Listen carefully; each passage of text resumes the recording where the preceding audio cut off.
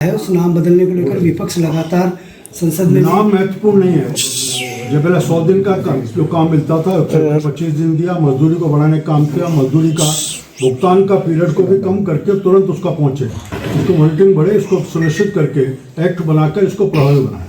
लेकिन इसमें जो गांधी जी का जो नाम हटाया, कि मैंने विषय बोल दिया मैंने। सर, दैनिक भास्कर द्वारा स्टिंग ऑपरेशन किया गया था, तो उसमें कुछ विधायक थे जो पैसों के लेन देन करते नजर आए, तो ये किस तरह देखते हैं कि ऐसा गंभीर विषय है? पार्टी ने और सरकार ने दोनों गंभीरता को लिया है।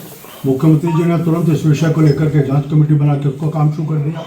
विधानसभा में भी सदाचार समिति जो एथिक्स कमेटी, उसने अपना काम शुरू करके नोटिस देकर बुला दिया। लोकतंत्र में इस चीज़ को कोई स्वीकार नहीं कर सकता। जनप्रतिनिधि, उनका एक दायित्व है कि ये जो पैसा मिला है विधायक कोष का, वो इसलिए मिला है कि आपके माध्यम से जनता के कामों के लिए सहयोग करने का, उसको मैं अपने हित में उपयोग करूं, किस तरह करूं, उसको स्वीकार नहीं किया। तो मैंने कहा कोई विषय केवल हियर से पे हम नहीं कर सकते, कितनी विषय को जाएगा तो उसकी भी जांच। क्राइम रिपोर्ट ब्यूरो ये किसी भी पार्टी के सरकार के नियंत्रण में नहीं होता। अशोक गहलोत के सरकार के समय क्राइम रिपोर्ट ब्यूरो की क्या रिपोर्ट थी और आज के समय में क्या है, ये जनता के पास खुली है, ओपन है। वो अशोक गहलोत जी देख लें, देखने के बाद खुद आत्मा आकलन करें। Thank you sir. तो अच्छा प्रश्न किया आपने जी। मैं गहलोत जी कहूँगा कि कभी कभी अपने इंट्रोस्पेक्शन कर लिया करें।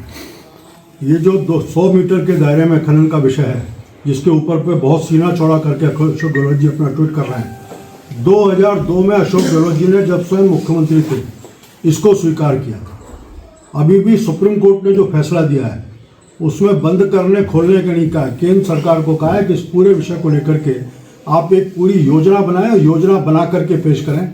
योजना बनने का काम चल रहा है।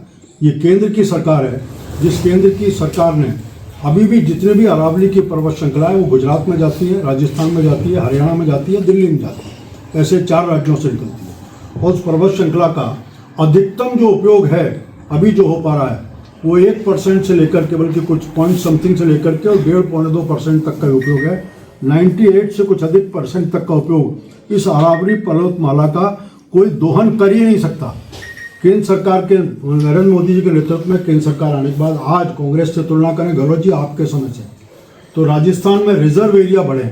और आप तो जानते हैं कि जहाँ जहाँ रिजर्व एरिया हैं उन रिजर्व एरियाओं के आसपास माइनिंग नहीं हो सकती, फॉरेस्ट का तोड़ नहीं सकते किसी तरह का। ये वो पर्वत श्रृंखला है जहाँ मंदिर भी हैं, जहाँ रिजर्व एरिया भी हैं, जहाँ बड़े बड़े किले भी हैं, टूरिस्ट के सेंटर्स भी हैं। इन सब के आसपास की पैराफेरी में किसी प्रकार का खनन का काम नहीं सकता। गहलोत जी आप जिम्मेदार नेता हैं, लोगों को गलत तथ्य देने के स्थान पर आपने जो गलतियां की है उसके लिए क्षमा है। तो अपना काम किया है। चुनाव आयोग ने तथ्यों के आधार पर अपना काम किया है। जितने भी आंकड़े हैं आप सब देख रहे हैं, उसमें चुनाव आयोग का कि जो मृतक हैं उनके नाम कटने चाहिए। एक स्थान से दूसरे स्थान पर माइग्रेट कर गया तो उसको तय करना है कि मेरा वोटर लिस्ट में नाम यहाँ से हटना चाहिए, तो उसका नाम हटेगा।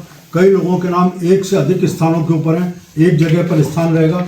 इन सब विषयों को लेकर के चुनाव आयोग ने काम किया, उसके आधार पर पहला प्रकाशन हुआ है।